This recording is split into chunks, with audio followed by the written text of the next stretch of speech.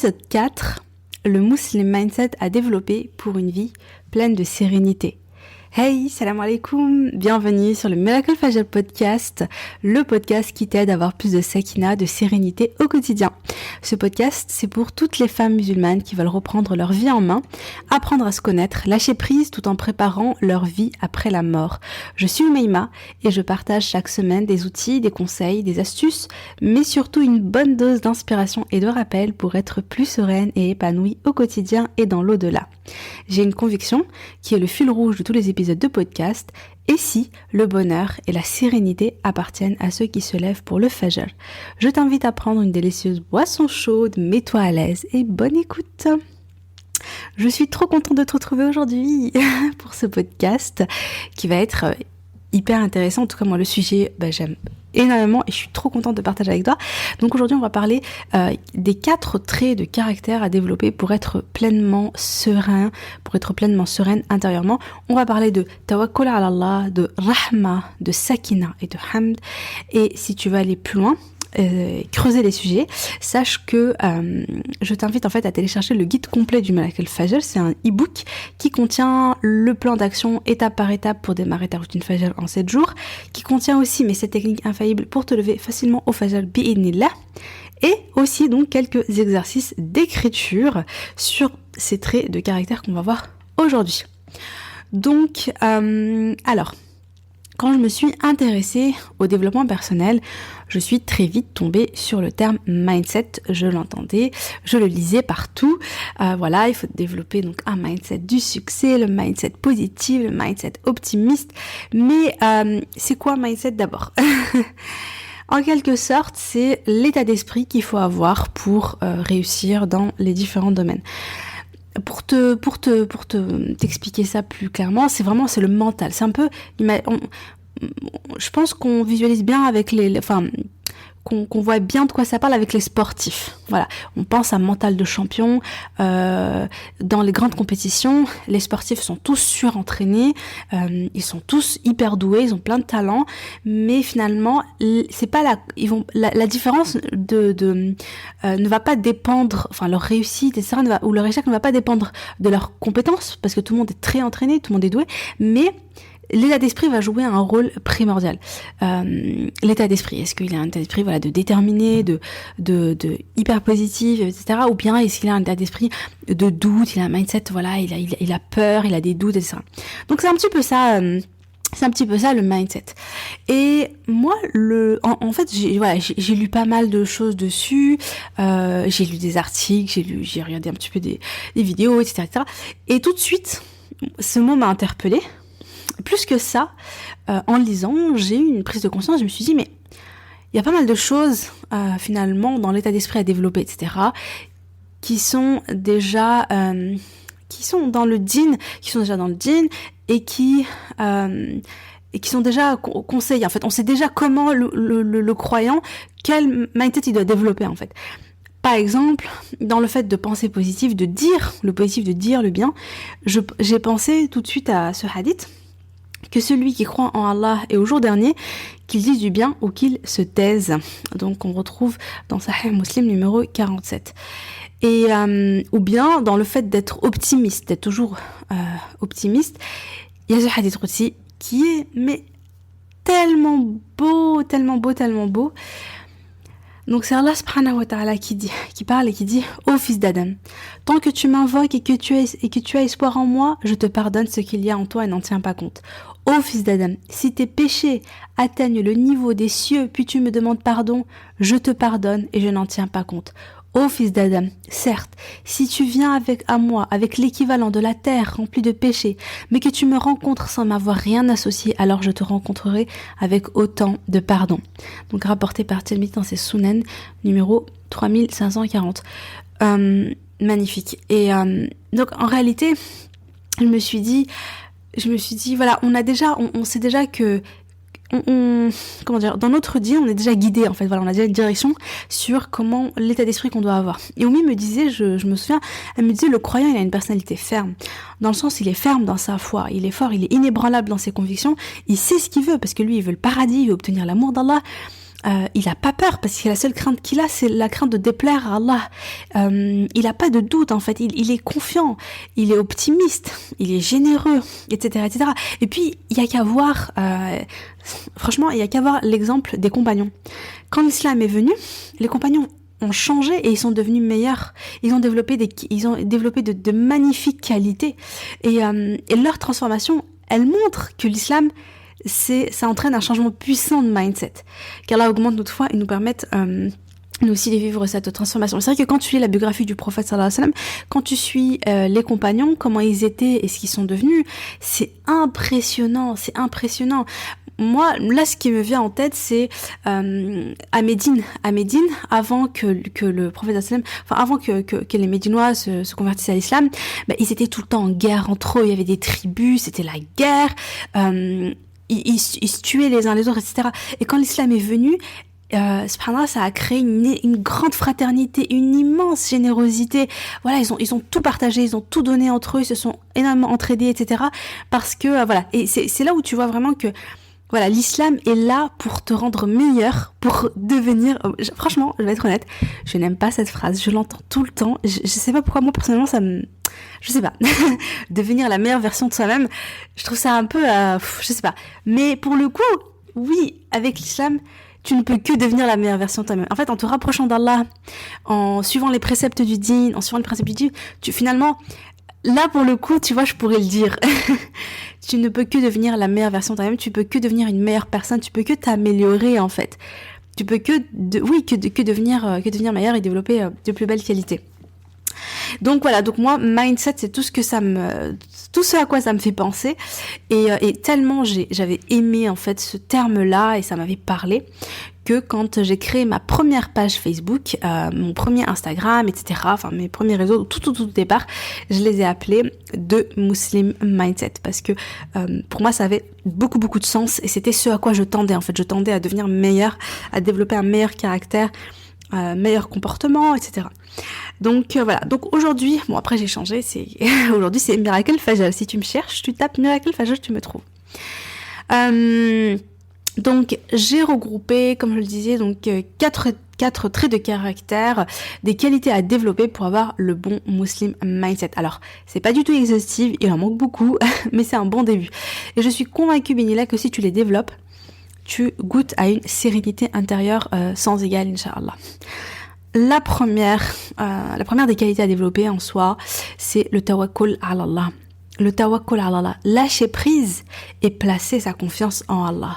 Lâcher prise à la fois face aux grandes épreuves, parfois voilà la maladie, l'échec, les difficultés qu'on rencontre, les obstacles inattendus, un projet qui finalement n'a pas le succès qu'on voulait, un entretien, voilà, enfin je sais pas, c'est vraiment, je pense aussi au Covid et tout, etc.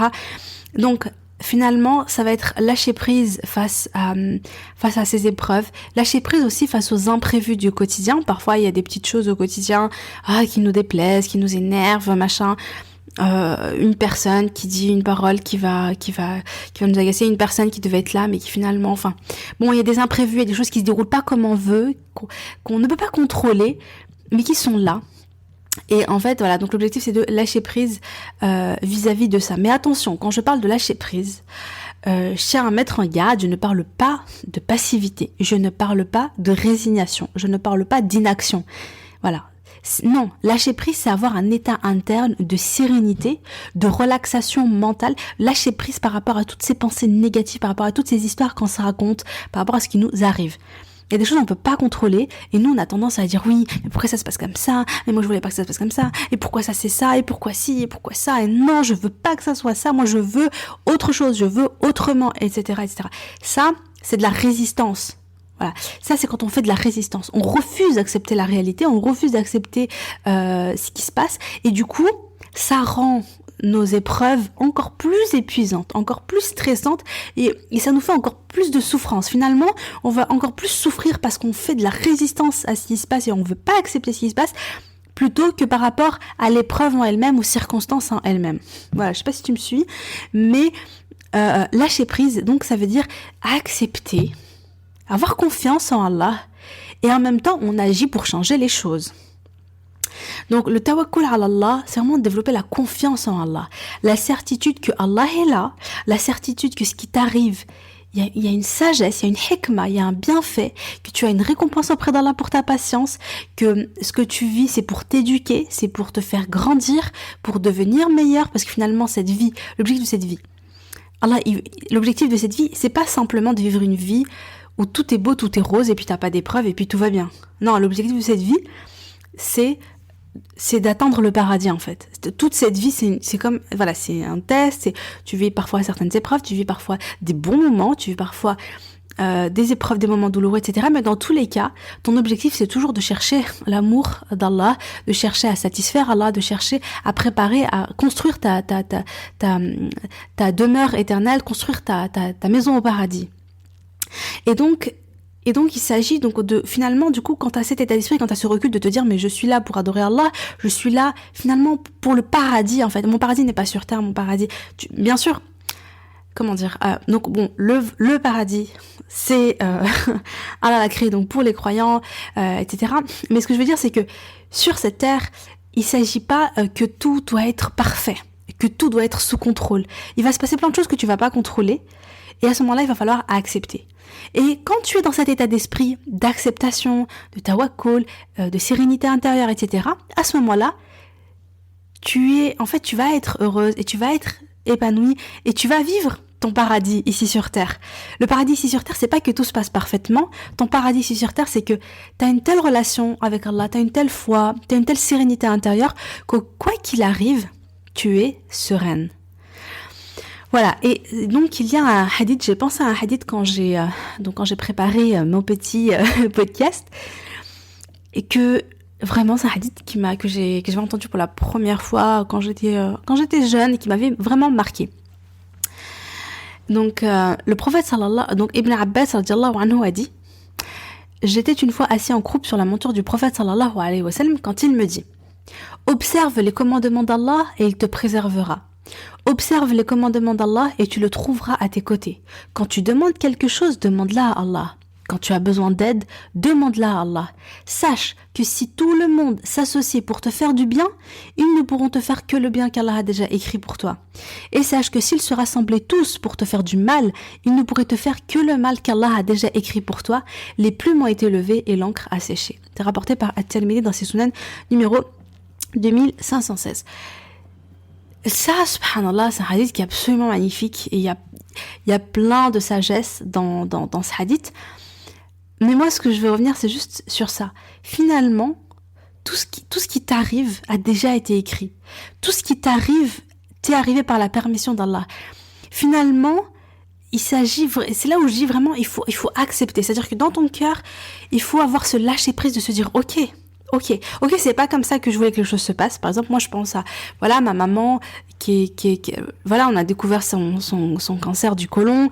Mais on n'avait pas envie qu'elle ait un cancer, tu vois. Elle aussi, elle avait pas envie de souffrir autant, de se faire opérer, de faire la chimio, etc. Enfin, c'était une épreuve qui était difficile. Mais finalement, c'était écrit. Et cette épreuve, même si elle a été douloureuse, la seule manière de la gérer, c'était par l'acceptation, c'était accepter cette épreuve, accepter qu'elle soit là et la gérer du mieux possible, avec le plus de sérénité possible, en ayant confiance en Allah.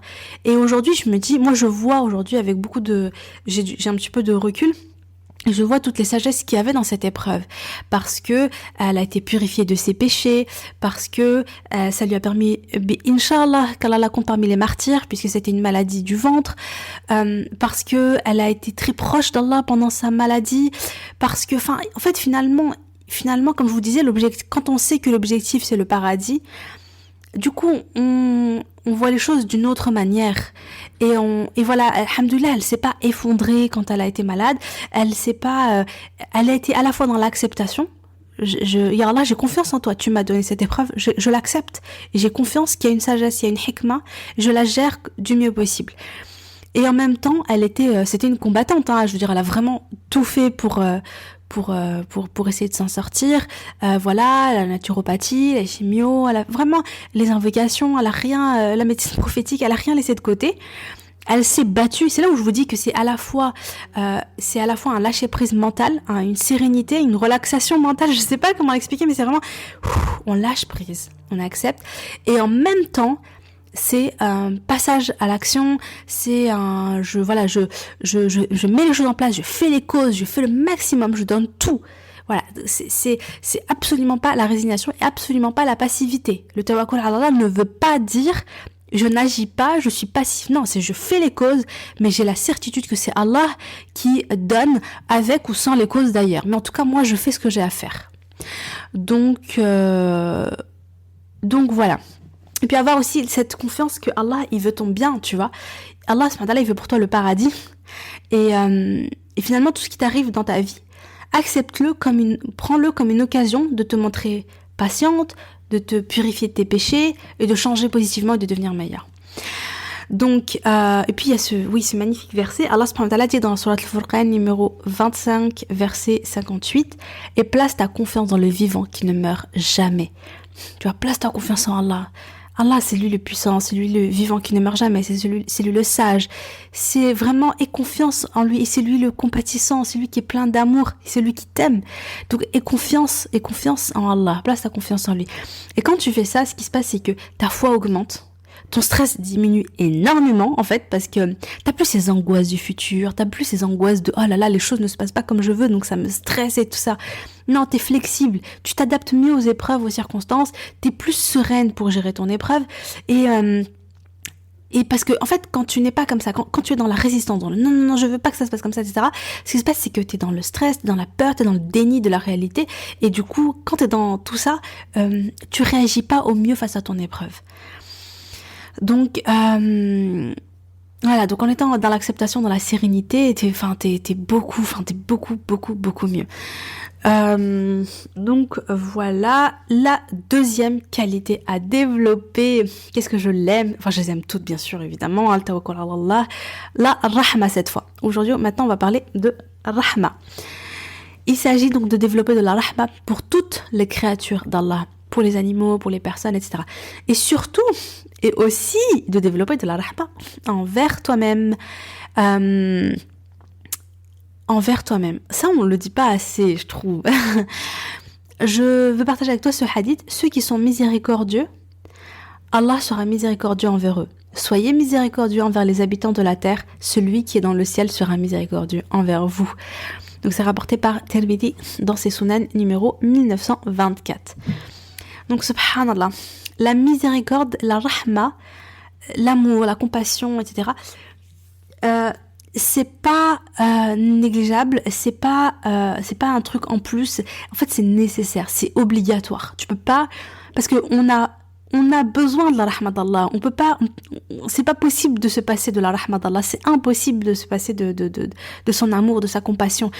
Et pour ça, on doit la développer envers les autres. On doit la développer envers les autres. Il y a aussi ce magnifique verset, donc verset 159, sourate 3, Al-Imran. Allah subhanahu wa ta'ala nous dit: c'est par quelque miséricorde de la part d'Allah que tu, Mohammed, as été si doux envers eux. Mais si tu étais rude, au cœur dur, ils se seraient enfuis de ton entourage. Pardonne-leur donc et implore pour eux le pardon d'Allah et consulte-les à propos des affaires. Puis une fois que tu t'es décidé, confie-toi donc à Allah. Allah aime en vérité ceux qui lui font confiance.